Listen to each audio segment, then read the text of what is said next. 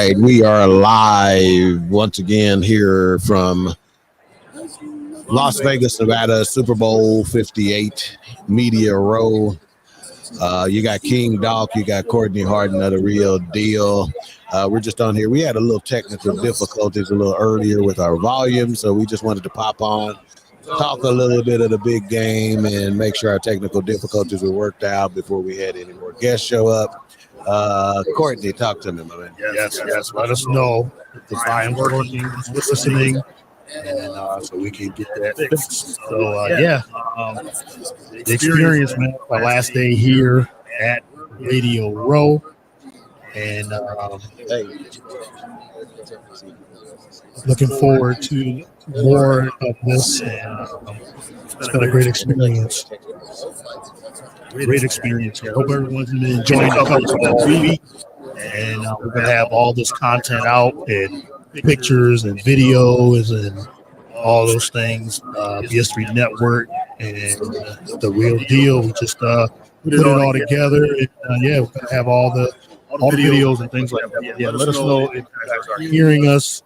As we said, we want to make sure the volume is going well. Right. So let's just do this. We've been talking with guests and whatnot about the game and getting their predictions, and we've given them, but we've been trying to yield the floor for the most part for them and their predictions, getting their product their product. What do you call it? Their promos, their ads, their placement, just making sure they get the whole reason why they sitting down with us, talked about. So we hadn't been able to go into great detail with regard to this. But let me ask you this. We're going to talk some football in general, and then we might get to the big game. But I want to lead us into the big game this way.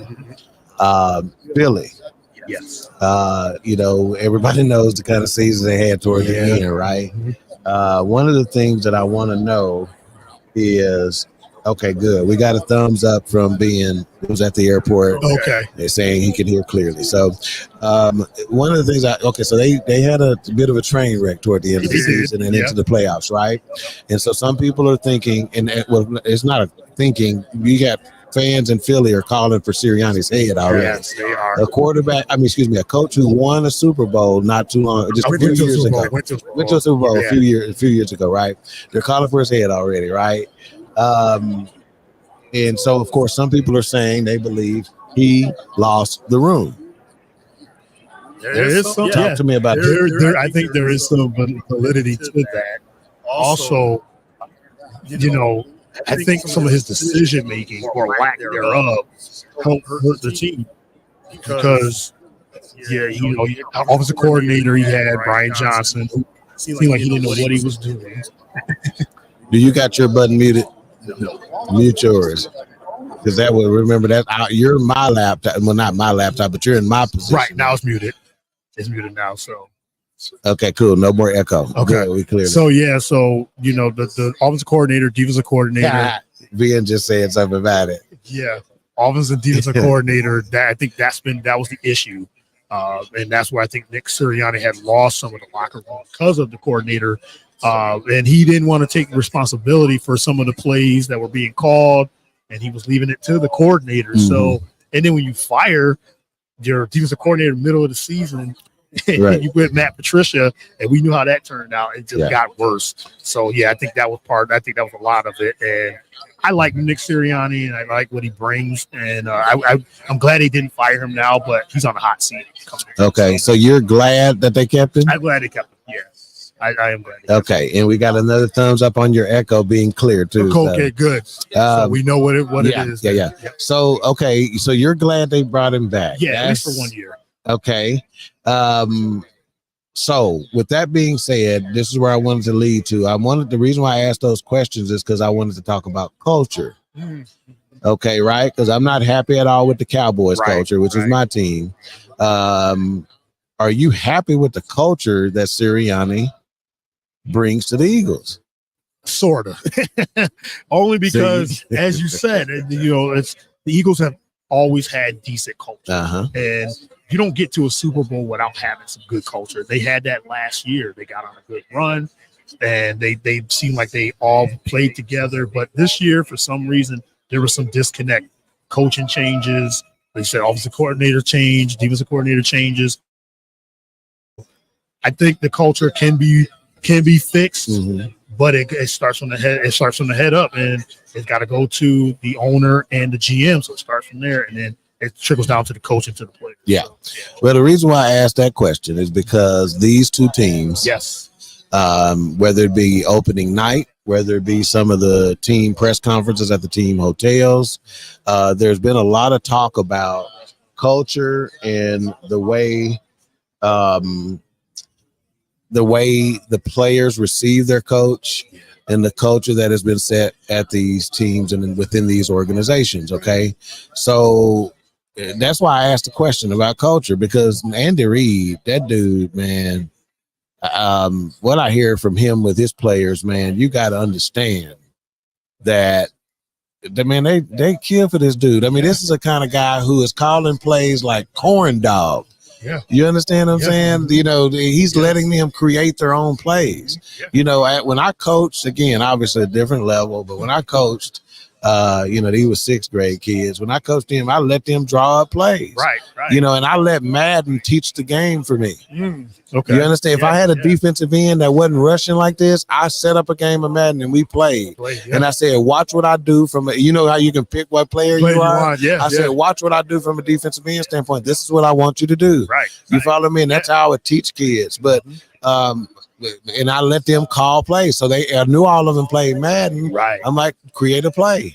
And that's how I got them to engage and buy into me. Andy Reid is that kind of coach. He lets them call plays. So talk to me about that culture, and a culture which you just said is so. Yeah, right. And as you said, I've been an Eagles fan for 30 plus years. And I've seen the Andy Reid culture, and he did it for 15 years. And there's still Eagle fans that miss Andy Reid because now what the success he's had with Kansas City, and he had success with Philly, but he just didn't get that Super Bowl ring. So, but it was about the culture, and we talk about that all the time. And I think you see these teams, as you said, with the Chiefs and the 49ers having great culture. And this is the reason why they're in the Super Bowl right now, and they're consistent. San Francisco is consistent over the years because of the culture. Kansas City consistent because of the culture. They've won because of the culture. So there's a big difference in culture because Andy Reid is a leader of men. Yeah, and we talked about the two teams in the Super Bowl having that culture because, again, Shanahan has done that with San Francisco as well. In fact, Baltimore, a team that did not make it to the Super Bowl, obviously, which a lot of people think should have. Same thing with Detroit. A lot of people think should have, right? They think both of those organizations or those squads, you know, choked away their spot, their opportunities to be in the Super Bowl, right? But both of those organizations, especially Baltimore, since Ozzie Newsome was their GM. I think he's in a consultant role now. I don't think he's still the GM. I may be wrong on that, but I think he's in a consultant role. But ever since Ozzie Newsome has been there, Baltimore Ravens has been considered in the NFL one of the best cultures in the NFL. Dan Campbell, in my estimation, has done that in Detroit. So that's why we're harping on culture. If there's not been a revelation for me in this trip, it has been the importance of what you do off the field. Yeah, you're right. Off the field, and not even just like you said, not even just on the field, off the field. And when you have, like you said, you have leaders. Pittsburgh is another great organization with Mike Tomlin culture. So it's very important because you have to be good off the field and on the field. Right. And so we got a question from one of our viewers here. His name is Ben Sutter III. He's actually at the airport. He has just left Media Row, and that's one of the people who have been helping us determine our audio situation. So we appreciate him for that. But he has a question for you. Who would you want instead of Sirianni? And I'm going to answer the question first. Anybody. Go ahead. Well, if Nick Sirianni would have got fired, Mike Vrabel would have been my selection. Former Tennessee Titan coach, because he brings something that the Eagles probably need. They were lacking discipline, at the end of the year. That's one of the reasons why they bottomed out, losing 5 of their last 6, getting blown out by Tampa Bay in the playoffs because there was lack of discipline. So now that Nick Sirianni is on the hot seat, he's going to have to get back to what they did 2 seasons ago to get back to the Super Bowl. We have the talent. Yeah. Have the talent. It's just now did he lose the team? And I guess we're going to find out. But Mike Vrabel, I think, would have brought some toughness on both ends of the field. And he would have been my choice if Sirianni was fired. Yeah. I want to give a shout out real quick to Jeremy Graham Sr. Jeremy, we appreciate you, my man. And hey, let us know who you got. Who's your pick for the Super Bowl? Obviously, also anybody else who's watching right now, give us your pick. We may be running out of time to be able to do that this week. That's something I wish we'd have been doing earlier, is asking our viewers who they like, in the big game this weekend. So we talked about culture and coaches and things of that nature. And I personally think Andy Reid has a slight advantage over Kyle Shanahan from the coaching perspective. Yep. However, I'm going to say this again, even though I am picking Kansas City because of Patty Mahomes, I still need you to understand San Francisco walked in the building, this big physical menacing team come opening night, and I was reminded at the statistics of that detail the records of the opponents after they've played San Francisco. And it is a losing record, and it's not even close because they get beat up so bad. San Francisco is a physical bruising team, not only on the defensive side of the ball, they are a physical bruising runner on the offensive side of the ball. Whether it be CMC, whether it be Debo, they physical. So that's one of the reasons why I give the edge to Kansas City because of Mahomes. But my concern with my pick, that's what I want you to say. Okay, so this is where we're going. We're giving our picks, but I want you to tell, because you got a concern no matter what your pick is. You got a concern. My concern is the physicality of San Francisco. I'm with you on that. So, I'm picking Kansas City too, but there is a concern because of the physicality of San Francisco. I'm picking Kansas City. Sorry, and there's a concern with San Francisco because of their physicality. I think on the other end, Kansas City's defense has played well. Exactly. Yeah. So can they match up with that physicality? I think they can, but I also feel like if San Francisco gets down, say 14-0, 21-7. I don't think they can come back against these Chiefs like they did against Detroit because of Kansas City's defense. Because of Kansas City's defense. Yeah. I think we've only had one guest this week talk about Kansas City's defense, and she said, a female, she said, that we're not talking enough about Kansas City's defense. And I've had that thought in the back of my mind all week too, but just have never brought it to the air. But she's like, we've not talked enough about Kansas City's defense. And I got news for you. Defense wins championships. I've never heard anybody refute that. Okay. Defense wins championships. Because think of it, Kansas City, what they did to Baltimore too. I mean, they jumped on Baltimore. 14-0, but they played defense. They really put the clamps on Lamar and that offense. And they made some mistakes themselves, but Kansas City defense was playing lights out against Baltimore. Too often we give that offensive player who looks horrible, we give them so much grief and we critique the hell out of their performance. And rarely do we give enough credit to the defense who made them look horrible.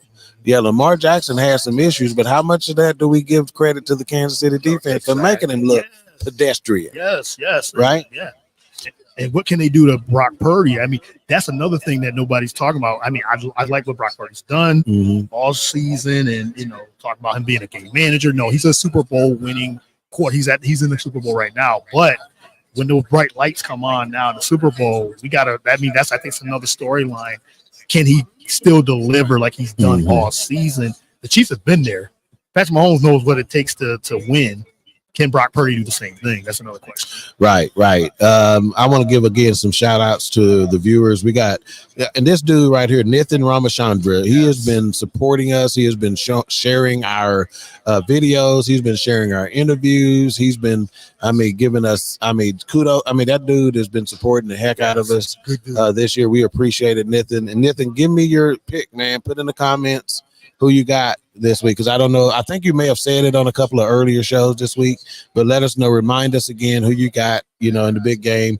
Brian Stark, let us know as well. Brian Stark sounds like somebody who played in the Game of Thrones. That's one of my Ned Stark, brother. Stark. Yeah, shout out Brian Stark. Yeah. You on the wall of the like Tony Stark, right? Winter is coming. Let us know again. Jeremy, Brian, Nathan, let us know your picks. We appreciate y'all for that. So we talked about, we gave our picks. We talked about culture. We talked about our concerns with our picks. Yes. Now let's talk about Vegas in terms of how you think. This is your first experience, okay? So I want you to talk about your first experience being here from the time you walked, the very first time because I forgot to look at y'all because my twins, when they came in the Phoenix Super Bowl, and I knew what they were about to see. And I got a son right now, Chico, my son, the guy who's responsible for this beat. Matter of fact, I'm going to go and play it. Play that beat. I'm going to go and play it. He's responsible for this beat as well as a lot for I hit the wrong button. This beat right here. He's responsible for this. Well, there's probably about 10 or 12 others on the network. This dude puts it out. And unfortunately, we were having because remember when he was rapping over it, we couldn't hear him. So I know they can't hear me right now. They can't hear me right now. So anyway, that's the beat. And when we had Tech 9 in the building, Tech 9 liked to be so much, he went with it. And he did basically a remix of Red Kingdom, which is, his anthem to Kansas City, because that's where he's from and things of that nature, with that beat. So anyway, he'll be here in a minute. So I hope to watch his face when he walks in the door. He's trying to park and pick up a day pass right now. Yes. But I need to know from Courtney. I wish Christina could pop on, but she don't want to be in front of the camera. And tell me what your reaction was when you walked into Media Row. Overwhelming, first and foremost, which I knew was going to happen. I was like, okay, I'm setting myself. And mind you, this was on day one, folks. This wasn't day today. It was a different day, wasn't it? It was a different day from day one. But if you're going to try to come to Media Row here, and you only get one day. You get one day. Thursday is the day, because you've seen everybody, and you still feel like overwhelmed. It's like, oh, Stephen A. Smith just walked by. Chad Ochocinco, who had an entourage, he just walked by, and we got the Pat McAfee show. He had The Rock on, and I'm going to the bathroom, getting ready to go to the bathroom. But behind the Pat McAfee show, they got like security, like offensive linemen just blocking to make sure nobody gets to The Rock, nobody gets to Pat McAfee or any of those guests. But just seeing all these people, it is overwhelming, but it makes you think like this is a blessing to be here, because a lot of people don't get this opportunity. So I'm looking at it from that perspective. It's a blessing, no doubt, to really be here. God, it opened doors for the network. No doubt. Having a table now, BS3 Network having a table, and now Dawkins has his partners now here with him to help and to and to get guests and everything. So it's been great. It's a lot of work, but it's been fun. It's a lot. That's another thing. Tell the folks that think y'all having fun, and you better tell them. No, you got guests coming to the table asking what we do. Can we get on for 5-10 minutes? We had 15 guests yesterday or something like that. It is back to back to back. Yes. Like we're having the sneaky and digger. They got a matter of fact, shout out to Bounty. Let's give a shout out to Bounty and the Louisiana fish fry, chicken fried. Those people who put those out, they've been feeding us, during the course of the day, some, wings and, shrimp and some other stuff. Yeah. But you know, I mean, we're like having to scarf down, Yeah. you know, a few wings to be able to just keep going. It's You know, 15 stuff minutes like here. that. Somebody's coming on. I mean, Josina Anderson, Yeah, the great reporter Josina Anderson, she was going to be on another show, but they had somebody else on. So we grabbed her because we had like 15, 20 minutes. She's like, I got about 5 minutes. She gave us a good 10 minutes at least. So that was great. So yeah, with Kurt Franklin. I mean, we've had so many great guests. Yeah, no doubt. We're blessed on. No doubt. Yeah. Greg Ellis, former Cowboy, is great. Yeah. And right behind our table, you got DeMarcus Ware back there. You know, so you got two Cowboys defensive ends, former Cowboys defensive ends. Right now, we're looking at the radio legend Tony Bruno, who him and his staff, Tony Bruno out of Philly, and their staff, man, has been so friendly. Yes, they have. This week, you know, and accommodating, you know, and whatnot. But yeah, where we've come from in just 1 year. Yeah, 1 year. Yeah. From where me and my business partner Sean with EnviroClean Systems, who without EnviroClean Systems, they've made it easier for us to get here too. Yeah. Just like swagstore.net, EnviroClean Systems has been a integral part of making sure we have the equipment and things of that nature that we need. So if you're back home, you have a water damage need, make sure you give EnviroClean Systems a call. The things that you would normally call Serve Pro for or Service Master for or Dalworth for, don't call them, call EnviroClean, right? Call my company, our company, because we've been integral. But where we've gone in 1 year from where me, Sean, and my twins were last year, having to walk around and hustle up guests, right, to where we are today, in just 1 year, is fascinating. It's phenomenal, you know. Yes.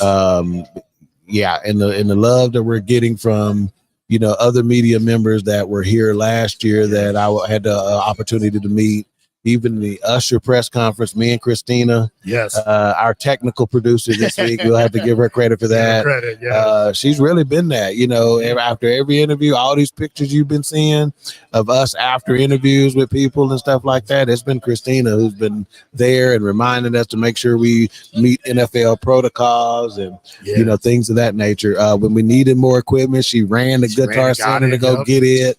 And that ain't no easy task. We're not talking about walking out the door right there, jumping in the car and going anywhere. This is somebody who went away.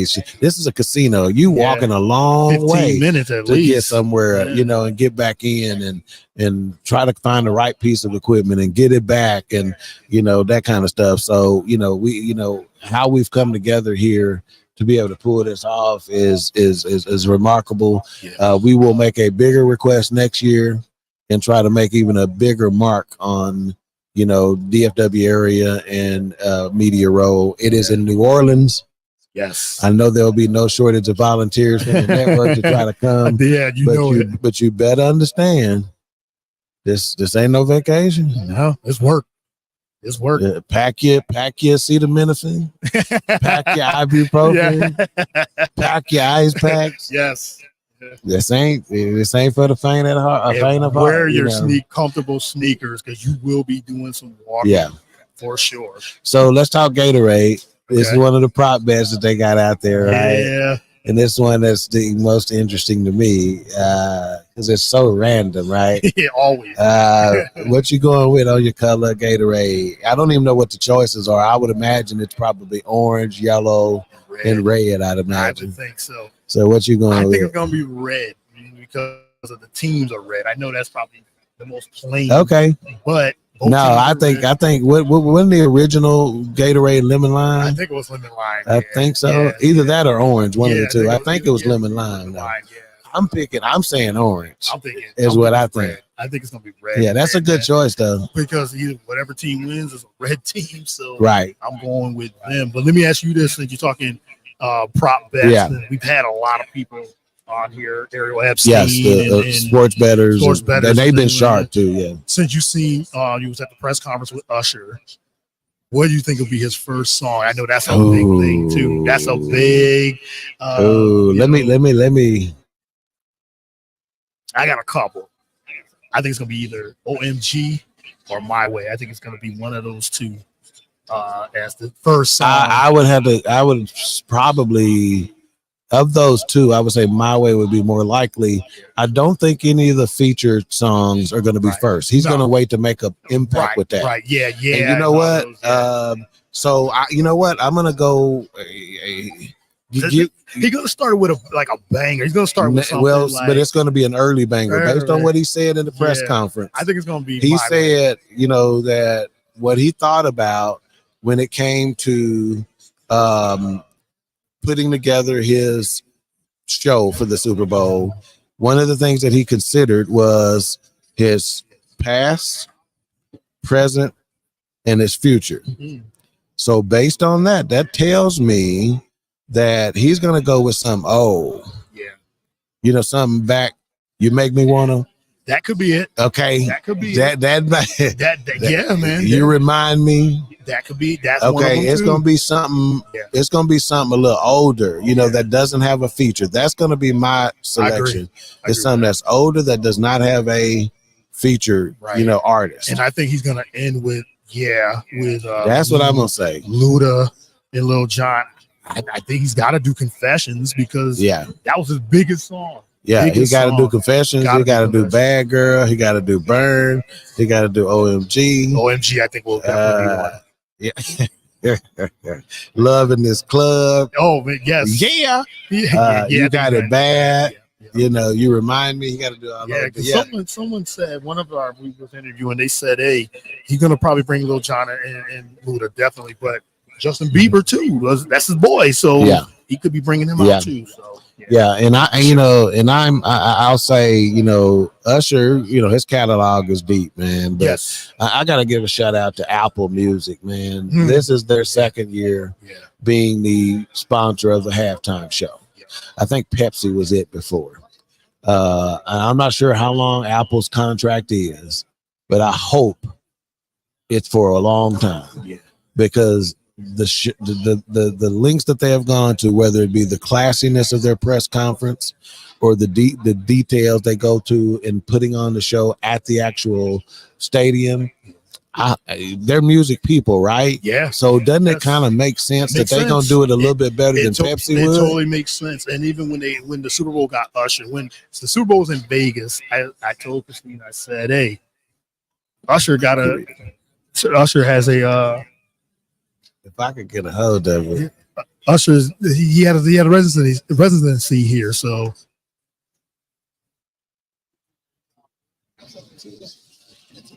we're seeing a lot of people like Karita Parks is one of the we've had her on the show. One of the coolest women as far as since she's in the DC, Baltimore, Maryland area. She covers the Ravens. Public relations. She has her own PR firm. All that. So shout out to Karita Parks. I was trying to get out. But go ahead, finish Apple Music. No, I was saying when Vegas, it's like Apple Music. When they announced Vegas, I said, hey, it's gonna be Usher. It has to be as a residency.